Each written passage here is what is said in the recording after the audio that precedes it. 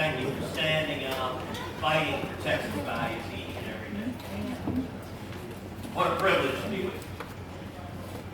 We're living in remarkable days. You know, anything can happen. As proof of that, just a few weeks ago, I found myself playing one-on-one basketball with Jimmy Kimmel. Hope you beat him. Now, you're talking about something nobody thought would ever see happen. I'll give you a little bit of the backstory as to how that came to pass. So I'm a die-hard Houston Rockets. I love my Rockets. The Rockets, we came just short of winning the Western Conference Finals. And the next day, Jimmy Kimmel went on TV and began making fun of us. And he blamed the Rockets' loss on me. He said the fact that Ted was at Game 7, that's why they lost. He cursed them. So I got kind of irritated at that. And I was sitting there and I said, all right, I can either be ticked off or I can have some fun. So I pulled out my phone and I sent a tweet. I said, all right, big guy, you talk good here. Let's settle this man-to-man, one-on-one hoops. The loser gives $5,000 to the charity of the winner's choice. Well, long and short of it is Jimmy accepted. He got on a plane, he flew to Houston, and went to Texas Southern University, TSU. Had 6,000 people come out for the game. As I observed that day, never have so many gathered to watch so little talent basketball. The entire week, Jimmy went on air every night talking smack, guaranteeing a victory. He said there's no way he could lose the game. Well, I got to game time, and I got to confess, it was ugly. There were probably 1,000 fouls in the course of the game. ESPN went on air and said if Dr. Naismith had seen what happened tonight, he'd have invented a different sport. But at the end of the day, the final score was Cruz 11, Kimmel 9.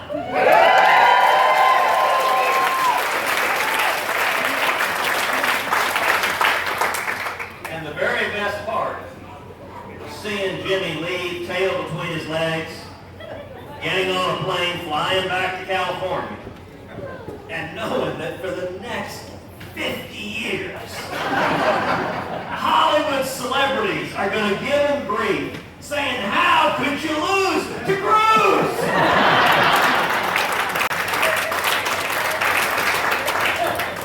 And even better, we ended up raising over $80,000 for two wonderful Texas charities. Amen.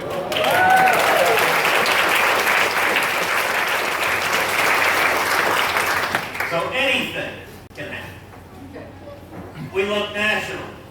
Nationally, we're at a remarkable moment right now. We've got a Republican president. We have Republican majorities in both houses of Congress. You know, that's only happened 4 times in the last 100 years. And when we started last year, to my mind, there were 4 big domestic priorities for the new president and the new Congress. Tax cuts, regulatory reform, Obamacare, and justice. My view was if we could deliver on those 4, we would have a long-lasting and powerful impact on Texas and the country. If we failed, it'd be one of the biggest missed opportunities of our lifetime.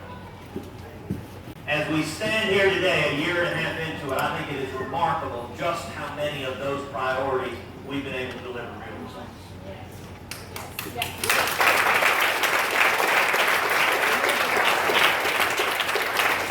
In December, we passed the biggest tax cuts of a generation.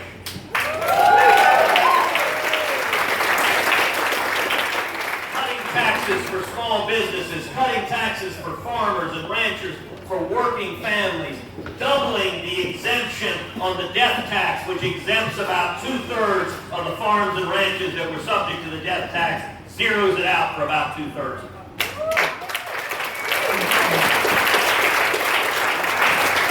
Doubling the child tax credit from $1,000 a year per child to $2,000 a year per child, which is real money in the pockets of hard-working Texas families.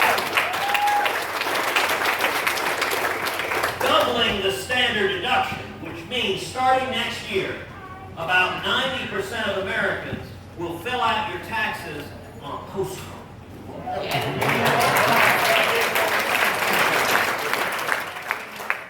Personally, I think that ought to be 100%, but we should adopt the simple flat tax and abolish the IRS.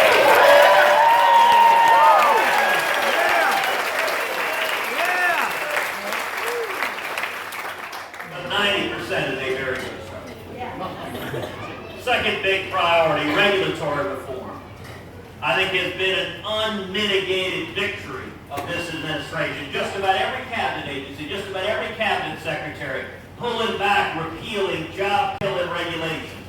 Regulations that were hammering Texas. Regulations that were hammering oil and gas, that were hammering agriculture, farmers and ranchers. And the result of the two, of the tax cuts and job-killing regulations being pulled back, is the Texas economy is booming. We're seeing right now nationally the lowest unemployment in decades.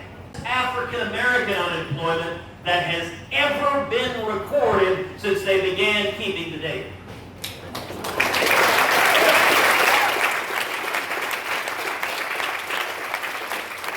We're seeing the lowest Hispanic unemployment that has ever been recorded since they began keeping the data.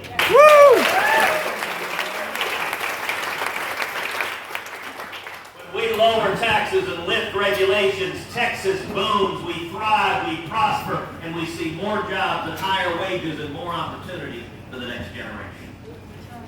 Third big priority, Obamacare. Clearly the biggest unfinished commitment of the Republican majority. Absolutely. But I'll say this, we did manage to come together and repeal the Obamacare individual mandate.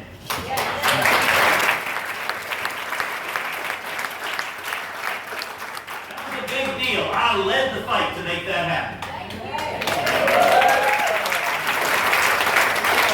Last fall, nobody in Washington thought there was a prayer of making it happen. We had maybe a half dozen senators supporting the effort, and yet we went from a half dozen senators to, in December, getting all 52 Republicans to stand together and repeal the individual mandates.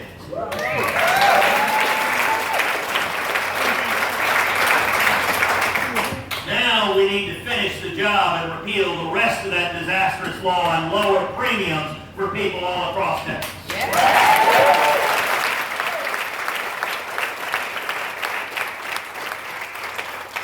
Fourth big priority, judges.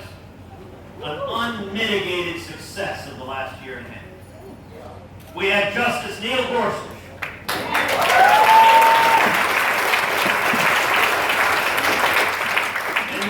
To have Justice Brett Kavanaugh.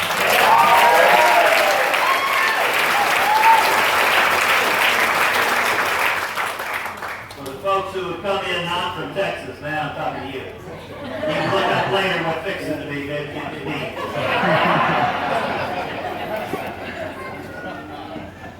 But not only that, on the lower federal courts, on the courts of appeals, on district we have seen strong constitutionalists confirmed over and over again. Last year, we confirmed more federal appellate judges than any time in history in the first year of the presidency.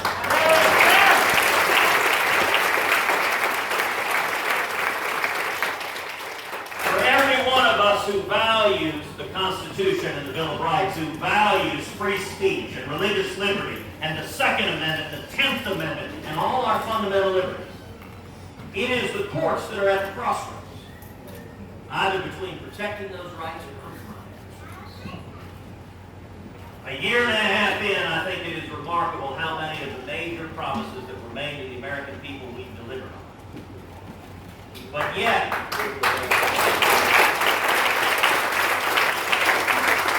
we're about 90 days out from an election. And we've got a fight on our hands here in Texas. Because we've seen the effect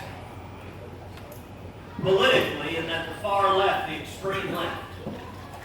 They're energized, they're angry, they're filled with rage and fury directed at the president. And that's dangerous.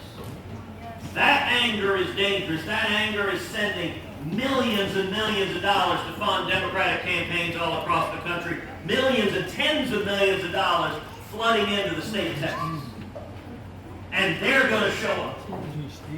Now here's the good news. There are a whole lot more conservatives than liberals in the state of Texas.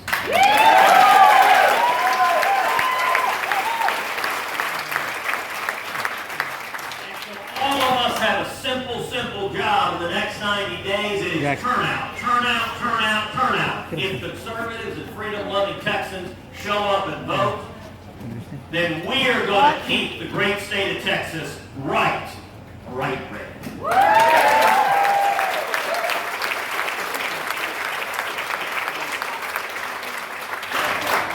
With that, happy to answer any questions. Yes. Yes, sir. It's a softball one, not meant to be antagonistic, because I know you want to tackle it. What about the $500 million that we still give to Planned Parenthood in the budget? I know where you stand on that, so I wanted to throw it up there and let you. Thank you for your question. You're exactly right. It is a tragedy that we continue to see federal funding for Planned Parenthood. I'm pro-life. I believe that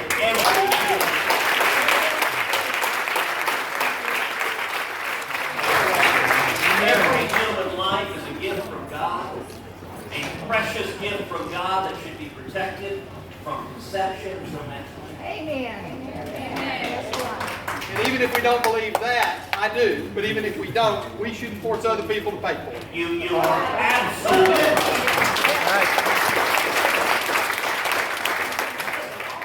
horrified a few years ago when undercover videos came out showing Planned Parenthood senior officials targeting to sell the body parts of unborn children.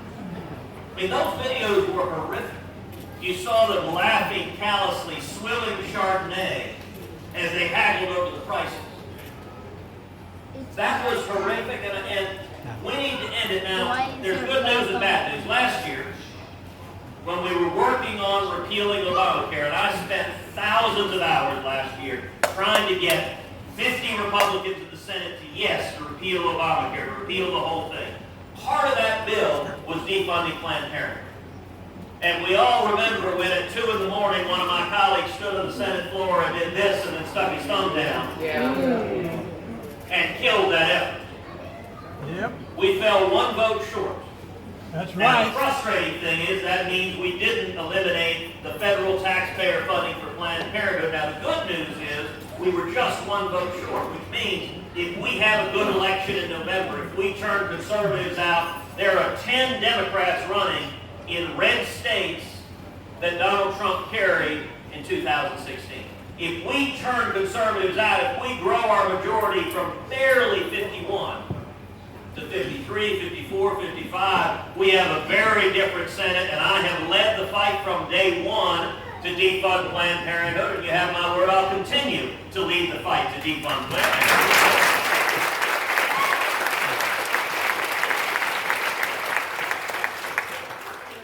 Press true when they say you're only up by 2 points. Okay, so the question is the press accurate that says that we're only up by 2 points?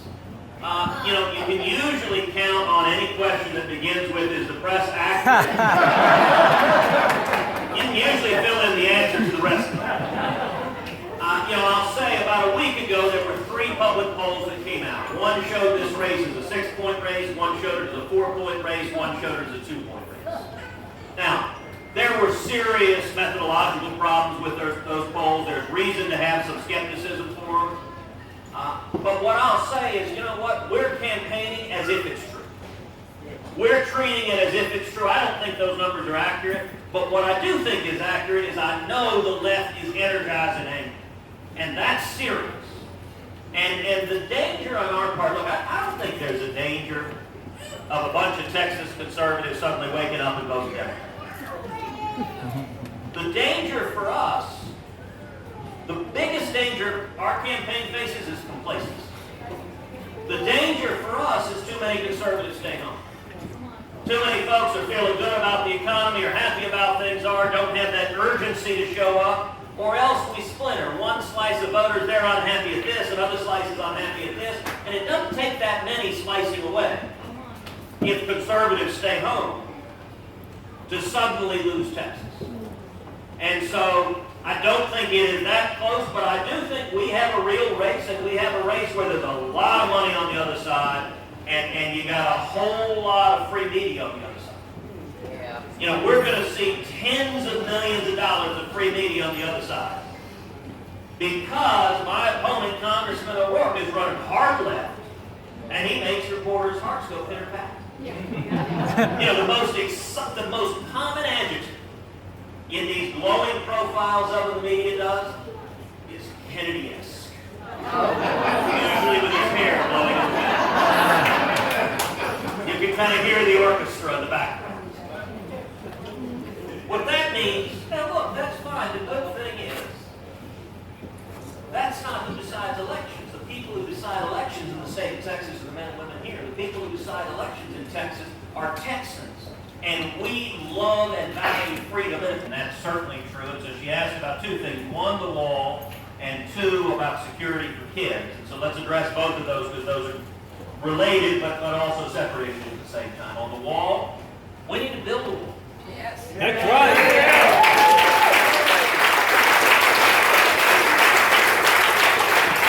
Immigration, I've summed up many times my view on immigration in 4 words.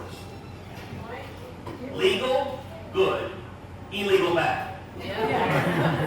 Which I think the vast majority of Texans and Americans agree with.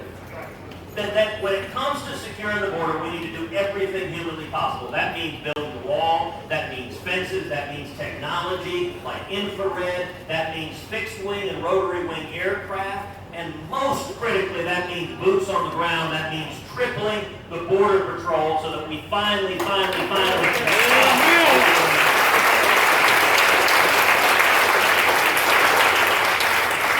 Democrats are dug in hard fighting that. They are filibustering any effort to build a wall. And, I'll tell you, so I actually introduced legislation to get it done. Legislation that's called the El Chapo.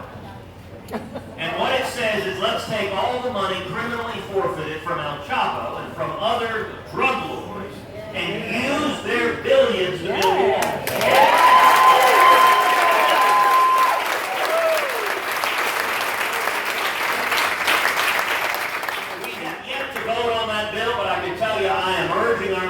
Let's bring it up, let's take it up for a vote, and let's take it up in a legislative vehicle that only needs 50 votes to pass. And the Democrats can't filibuster, and I think there's nothing we could do that would have a more positive effect for security in this country, but also a more positive effect for the November election than for us to come back in September or October and finally pay to fund and build the wall.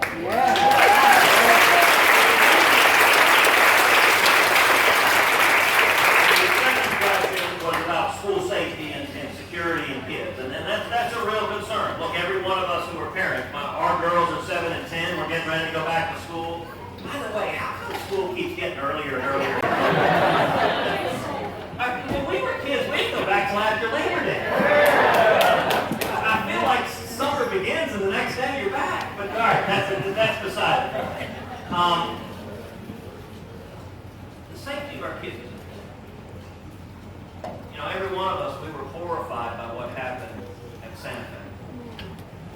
Santa Fe High School is only about a half hour from my house. And so the morning of that shooting, I headed down there. I spent the whole day down at the high school with the students, with their families, with the teachers, with the first responders. It was horrific. And there's something deeply wrong. When most of us, when we were kids, this wasn't a thing. This wasn't something you worried about. I mean, maybe you might get a black eye or a bloody nose in school, but you didn't worry about some lunatic coming in trying to kill her. And there are a whole lot of factors that are driving this, factors that are separate and apart from the steps we can take to secure our schools. Factors like removing God from the public square. Factors like losing much of the moral foundation of the faith, of the community, of the family ties that have held us together, factors like the glorification of violence that are driving kids to do these horrific things. And all of those, we as a community and we as the church and we as Texans have to do much more to address. In Santa Fe, I remember that afternoon went to the hospital, was visiting a number of the students who had been shot. One young man who I met was a junior. He'd been shot in the hip, and he'd been shot in the right shoulder, right elbow rather, just come out of surgery. He was in the hospital room with about a dozen of his classmates and family and friends. And it's interesting, this kid, this young man, he's a pole vaulter, and he's a bull rider. Yeah. And I asked him, he'd been shot in the right elbow. I said, all right, are you a righty or lefty? He said, I'm a righty, but he said, you know what, I'm going to learn to ride a bull with my left hand. And I was there with the governor. We asked all those kids. We said, all right, what's the answer to this? What do we do about this? And, particularly when you're at a moment of tragedy, when you're with people who are grieving, you don't want to give them a speech or a lecture or anything. You just want to be there and listen and love on them and just hear what they have to say. Every single student in that room, every single one of them said, you know what? Gun control is not the answer. They said, taking away our guns is not going to make us any safer. It's just going to mean that the murderers and killers are the only people that have guns. And so we asked, all right, what do you do? The number one answer that I've heard from those Santa Fe students, from Santa Fe parents and teachers, the number one answer is more armed police officers on campus to keep our kids safe. That's exactly right.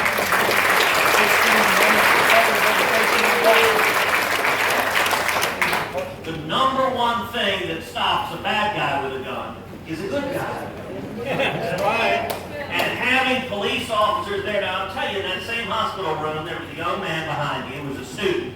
He was in the classroom adjoining where the shooting occurred. It was the art annex in the back of the high school. He was in the adjoining classroom, and he said, you know what? My teacher was a former Marine. And he said, if he'd been armed, he could have stopped that murderer long before he killed him. And virtually all the students there agreed with that statement. Now this is something, by the way, the media loves to have field days. They love to paint a caricature of little old Mrs. Smith at 80 in a walker and paint an image and put the 44 Magnum in her hand. Now, by the way, I told that story up in East Texas. And in the back of the room, little old Mrs. Smith was there, and she said, I'll take it and I'll hit what I aim at.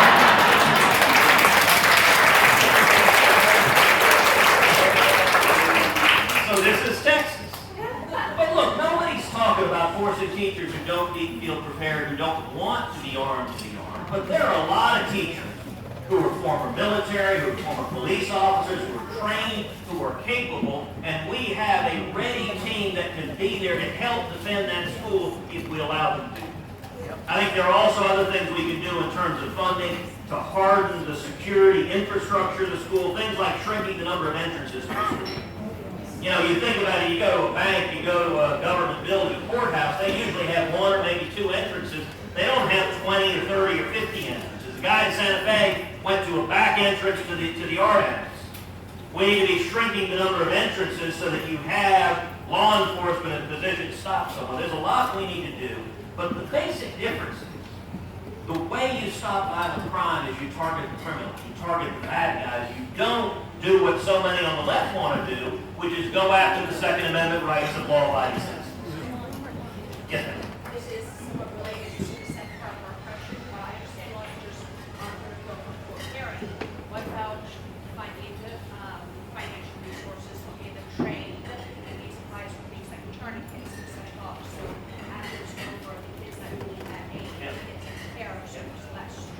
Yeah, look, I think it's a good idea. So the question was, what about additional resources, training teachers, for example, in applying tourniquets or first aid? I think it's a very good thing for anyone that is in a position of caring for students, caring for kids, to be trained in first aid, to have equipment, to have training on what to do if anything happens, if any medical situation happens.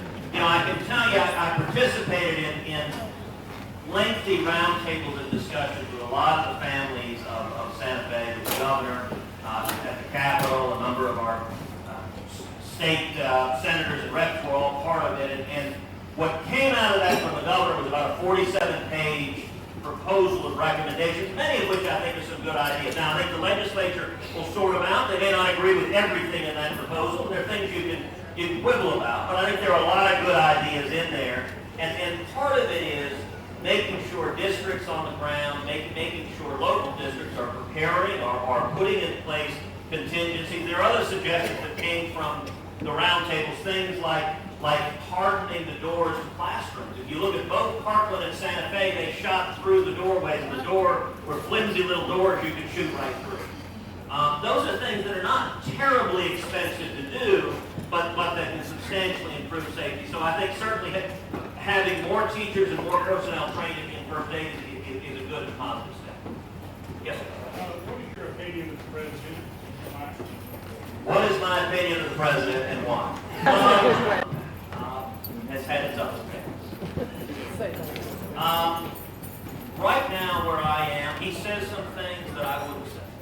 That frankly I wish he didn't say. But at the same time, I'm very, very happy with the substance of what's yet to come.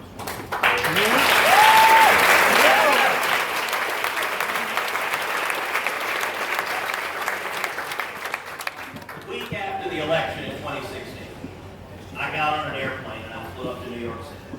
And I went to Trump Tower. And I sat down with the president, I sat down with him and his senior team for 4.5 hours. And I told him at the time, I said, Mr. President, this is an historic opportunity. It is rare that we have control of the executive and both houses of Congress at the same time. We can't blow it. And I told him the week after the election, I want to do everything humanly possible to help lead the fight for us to deliver on our promises. The 4 priorities I talked about a few minutes ago, tax cuts, reg reform, Obamacare, and judges, those are the 4 we talked about sitting in New York the week after the election. And so in the year and a half that's followed, I've really devoted my time in the Senate to 2 things. Number 1, working to try to bring 50 Republicans to yes. And to say it's like herding cats, that's not fair to the cats. But I think I've seen real success in that because I do think I'm in an unusual, if not even a unique position of being able to speak with real credibility to conservatives, but also being able to speak to moderates, to leadership, to the president, to the administration, and to say, look, let's all get on the same page and deliver on our promises. And then the second thing that I've devoted an enormous amount of time to do is doing everything I can to encourage the president, encourage the administration to go in a positive direction and not a negative direction. And I've been deeply gratified that on a great many issues, the president has taken my advice, has agreed with what I've said. So we work together. My office talks with the White House every week and sometimes every day. And the approach I take, look, there's a lot of nonsense. This is a bizarre time. You can't turn on cable TV without somebody lighting their hair on fire and screaming about something. But my approach is ignore the political circus, ignore all the nonsense, and focus on substance, focus on delivering jobs and economic growth and protecting the Constitution. I think that's what Texans want and expect.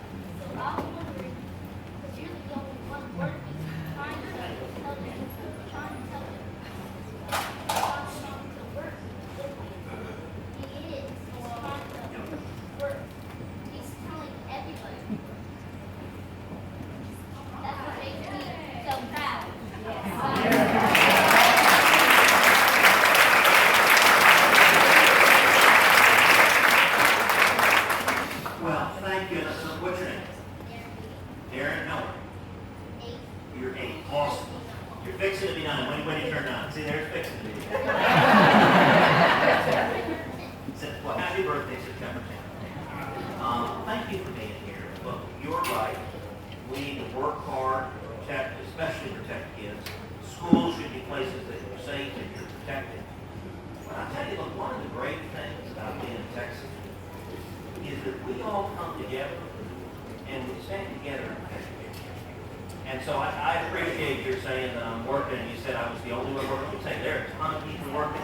You're in a room of people who are working hard. And it's what inspires me. You remember Hurricane Harvey we had last year? I remember that. Yeah.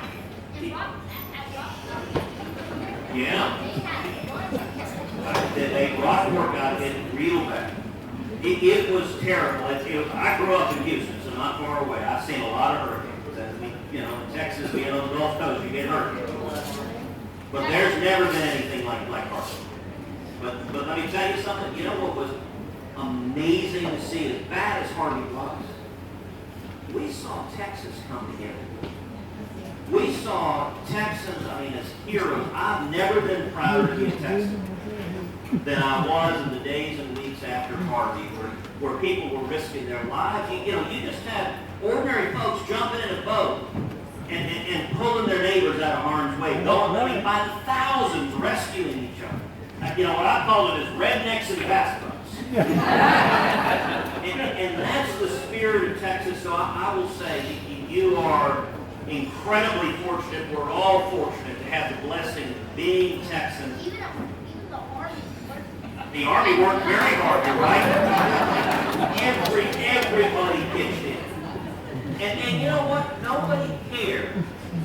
Look, this is a time politically where we got a lot of division.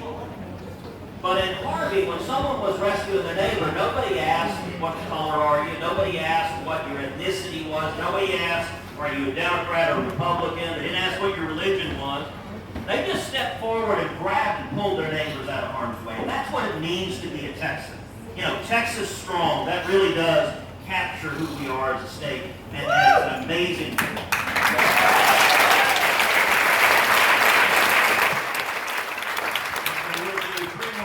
Yes, sir. Senator, right now the Republican economy is awesome, but we're now finding a worker shortage. My company has open jobs all over the country. Yeah. We have entitlement programs that are incentivizing people to stay home and not work. Yeah. We have illegal immigrants in the country. What are you guys doing to increase the size of the workforce? Yeah. Look, it's a great question. The question was, with the economy booming, we've now got pressure in terms of workforce and finding skilled laborers and finding skilled employees who can come in and do the job we need. Now, I will tell you, in any labor market, you tend to have pressure either on one side or the other. You either have a bunch of people out of work and not enough jobs, or you have a ton of jobs and not enough workers. Between the two, I'd rather have the second set of problems.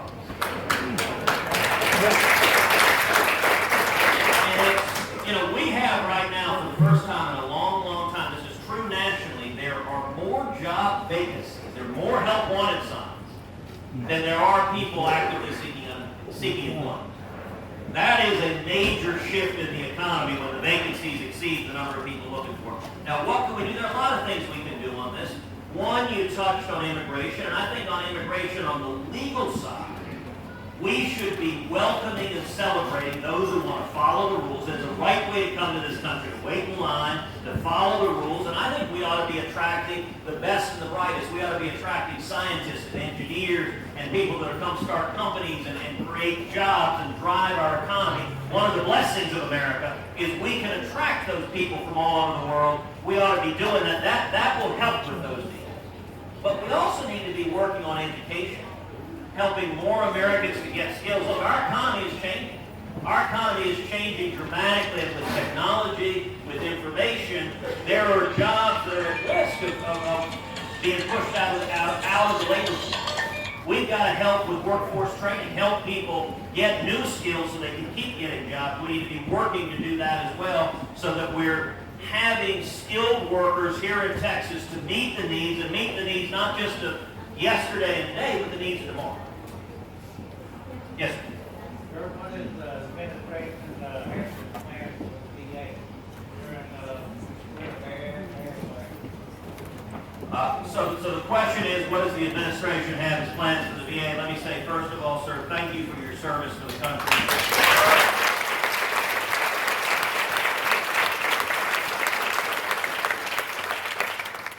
And to every veteran here, I'd like to ask everyone who has served in the military, please raise your hand so we can thank you as well.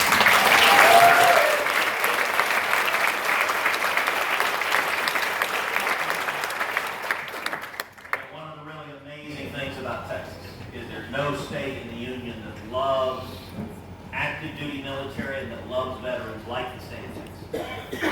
On the question of the VA, there's a lot of work we've done, there's a lot of work we need to do. So in the past year and a half, we've passed a total of 18 bills on the VA and on veterans issues. And so that's a major accomplishment. There are still too many veterans that are being denied the care they deserve at VA facilities that are facing waiting lists.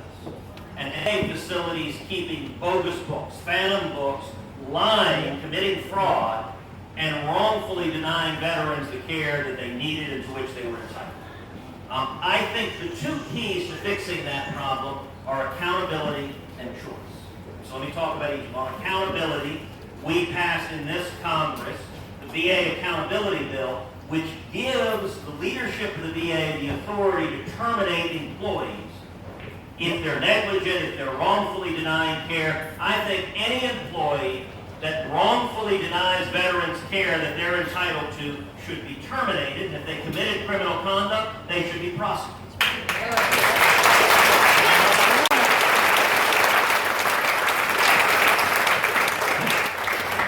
There's a homeless that get help. I can't get they treat the veteran so much better than So his comment was that he said he goes to Oklahoma to get care, and he said they treat their veterans better than we do. One of the sad things about the way the VA operates is there's enormous geographic variability. So this whole week I've been touring military bases across the state. So I was at Fort Hood yesterday, I was at Dias, I was at Goodfellow, I was at Lackland, was at Ellington, had been all over the state. And had been doing, we did a VA, a Veterans Town Hall up in San Angelo. And it's striking, and many of them I've asked, and the difference regionally, town by town, in terms of, are we getting the care we need, are we not getting the care we need, varies widely. And what I would say on that is why the second point that I mentioned, choice, is so important. I believe that every veteran, you should have the right to choose your own doctor.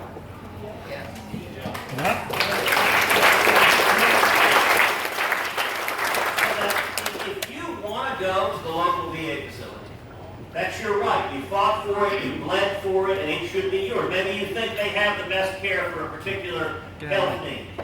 But maybe you want to see the local cardiologist at the hospital down the street. That ought to be your right to choose. And one of the things we passed, it just went into effect about a month ago, is the VA Choice Act. And what it did is dramatically expanded the choice program. It did things like end the restrictions on 40 miles and 30 days, both of which really constricted choice. Because the best way to improve the caliber of care in the VA is give veterans the power to choose, because if you're not getting the care you need at the VA, then you can go and find another doctor that meets the health needs you have. And so I was proud to support that bill that just passed, and I'm going to continue fighting to expand choice so that every veteran is in the position of making the choice of who's the best doctor to care for your needs.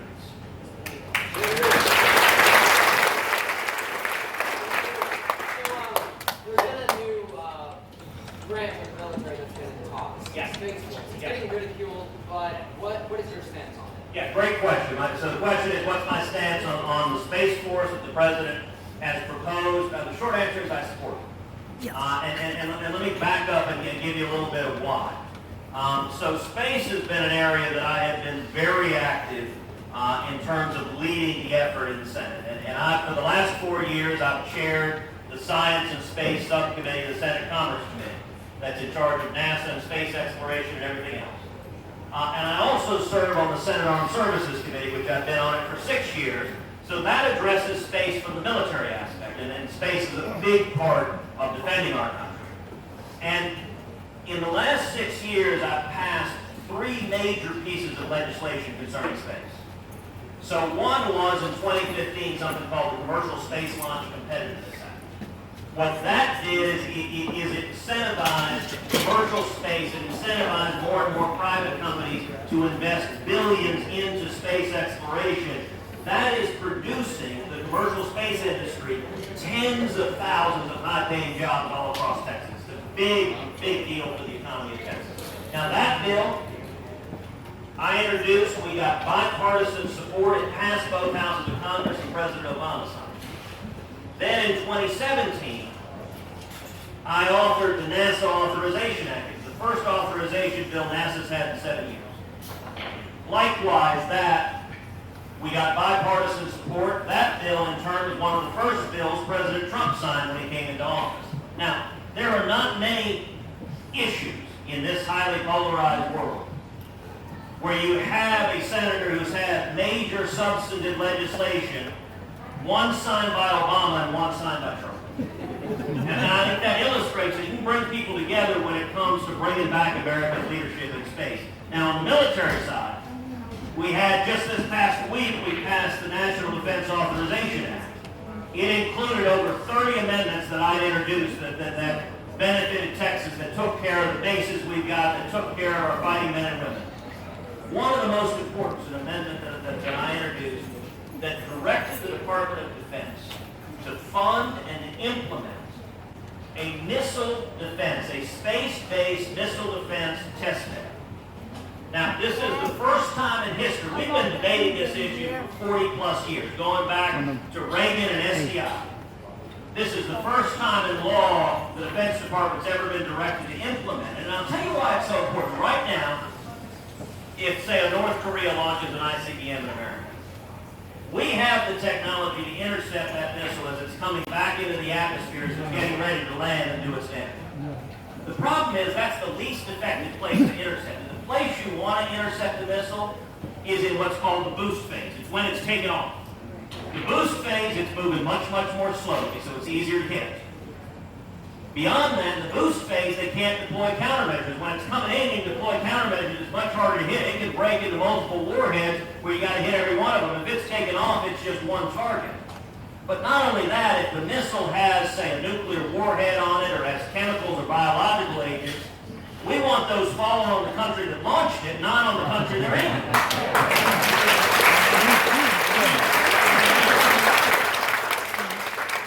So the amendment I introduced, it actually got bipartisan support. We had several Democrats who voted for it. It's the first time we've ever directed DOD to implement space-based missile interceptors, and that's moving forward right now. That was, in terms of long-term national security defense, is a big, big deal. The reason why I support the President's suggestion of a Space Force is our vulnerability in space is enormous. We rely on space, on satellites, on GPS, on communication, for almost every aspect of our lives. In our private lives, our commercial lives, we're deeply dependent. How many of you have, to get here today, how many of y'all pulled out your phone and used GPS to get here today? Let's see a show of hands.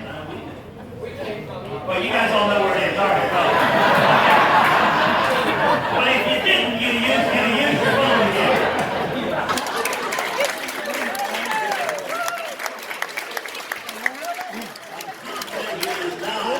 Eating Facebook context.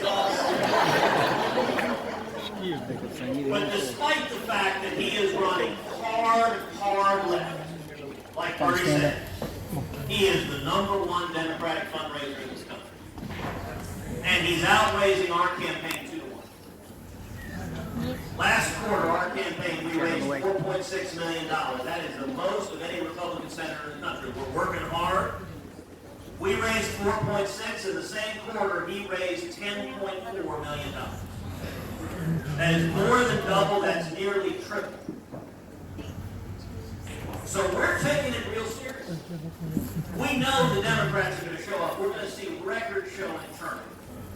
On our side, we got to make sure we show up as well. So I want to close just asking each of you for 4 things. Number 1, speak out. Use your voices. Speak out about why freedom matters, why low taxes and low regulations and jobs matter, why securing the border matters, why the Constitution matters. Speak out and use your voice to counteract those on the far left that are screaming and yelling and cursing and filled with rage. And by the way, every one of you can speak out, even those of you who are not old enough yet to vote. You have a voice with your classmates. You have a voice with your friends to say, hey, freedom matters to me. Number 2, contribute. I'd encourage every one of you, go home today, go online to tedcruz.org. tedcruz.org. tedcruz.org. TedCruz.org. Look, we're getting outraged too. And we're not going to be able to count on the media to help us out. They're going to give tens of millions of dollars to the other side. That means we need the resources to connect with and energize and mobilize and turn out conservatives. And if we do that, by the way, that'll help races up and down the ballot. Not just this race, but that'll help congressional races, that'll help state legislative races, that'll help judicial races. If we turn conservatives out, we'll win up and down the ballot. If conservatives stay home, we can face losses all over the place. Number 3, I'd say, is volunteer. Every week we've got thousands of Texans that are going out, that are knocking on doors in the hot, blazing sun. If you'd rather do it in air conditioning, you can actually download, we have an app on your phone that you can download that lets you call from home, and it'll automatically populate Texans, voters that we need to turn out, that you can call and say, look, this election really matters to me, and let me tell you why. Let me tell you why it matters to me and my kids and my grandkids. And then number 4, vote. Show up and vote and bring your friends and your family and neighbors. If we mobilize, if we stand together, if we vote our values, what do Texans believe? We believe in lower taxes, lower regulations, more jobs, higher wages, more opportunities, securing the border, protecting the Constitution, and protecting the Bill of Rights. That's what it means to be Texan.